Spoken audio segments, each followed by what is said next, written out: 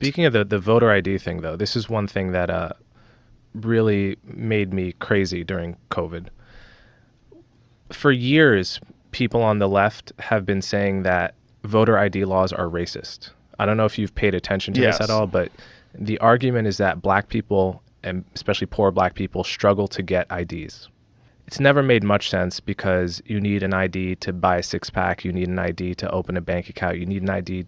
It's just that all these, normal things that people of all classes and races have to do.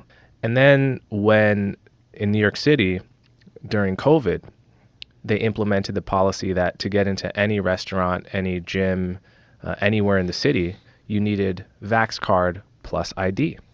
So me paying attention to the discourse for the past few years, I thought to myself, where is everyone on the left that said black people don't have IDs?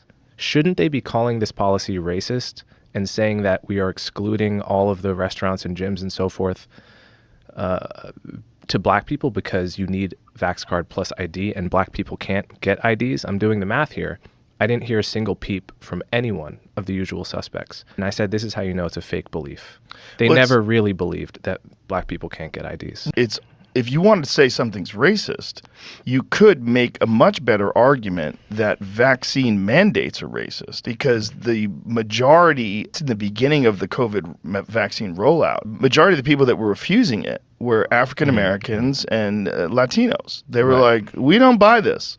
Especially when you deal with the Tuskegee crisis, when you hear about the times in the past where medical interventions have specifically targeted, or there's been like evil shit that they've done specifically to black Americans, and they're suspicious. Yeah, rightly so. So I was always curious, was it?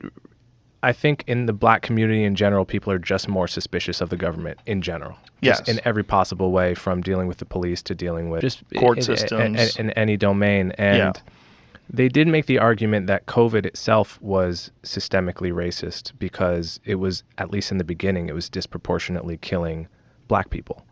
I thought this was, again, this is a very simplistic way of thinking. Yeah. I don't equate disparities with racism. But I noticed the Washington Post ran a story a few years later that maybe by 2022, COVID was disproportionately killing white people, right? Because the situations change and it's just very complicated, right? Very few things fall equally along every population in life. And I asked the question, okay, did systemic racism change its direction? Is COVID now anti-white? Well, no, the truth is that, every disease has a different racial profile in terms of who it affects. Hispanics, for whatever reason, no one understands it. Hispanics have the lowest maternal mortality rates, lower than white people. Nobody gets it. It could be any number of things. There are many cancers that preferentially, some kill black people more often, some kill white people more often. If you look at the CDC charts, you'll just find every disease has its own profile. And rather than say, okay, this disease is racist because it has a disproportion, we should all back off the R word a little bit and realize that, these things are very complicated, multifactorial, and to reduce it all to racism is just very, we've gotten into this thing where we have a hammer and everything looks like a nail, and the media knows that racism stories get clicks, so everything becomes about that. And when it comes to the COVID deaths, I mean, so many factors were never discussed, and one of the big ones that seems to affect the African American community more than other people is vitamin D deficiencies. The reason why there's so much melanin in African American skin is because people in Africa deal with very hot climates and direct contact to sunlight, and so they have protection from that. The reason why people became white is because they moved to areas that are covered with clouds, like England. And it's not a fucking coincidence that people there are pale as paper. It's because they're basically a solar panel for vitamin D. Their body's trying to produce more vitamin D, and the way to do that is to produce less melanin. And my friend who was a doctor in New York City said that when he was a doctor and he would find sick people that would come to the hospital for levels of vitamin D, he would find oftentimes undetectable levels of vitamin D in some African Americans who weren't supplementing and weren't getting sun exposure. And he's like, it is catastrophic for your health. It's catastrophic for your immune system. There was a binary solution.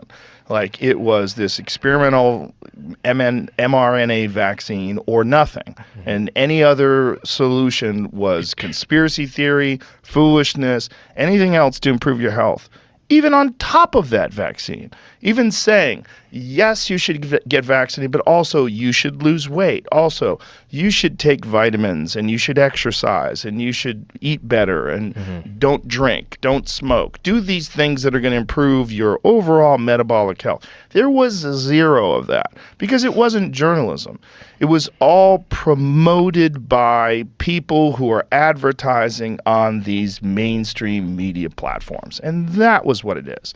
And that's what we're dealing with. And again, it's good and it is bad. The good thing is it's led people, I think, to have the lowest level of trust ever in mainstream media in our lifetimes. There was a recent CNN ratings poll where they got like 43,000 people watching CNN, which is insane. I mean, that's like an average comedian with 100,000 followers reel. Yeah. You know, that's nuts. It's nuts that this massive, major, worldwide, international news organization is getting 43,000 people watching their show. But it's because people have completely lost faith in whether or not these people are telling the truth. I watched your RFK Jr. episode, and I watched the whole thing very carefully. I read his books and checked the footnotes, and all of the people that are my friends that are very smart people really disagreed with the fact that I liked him. So I had to do a lot of soul searching about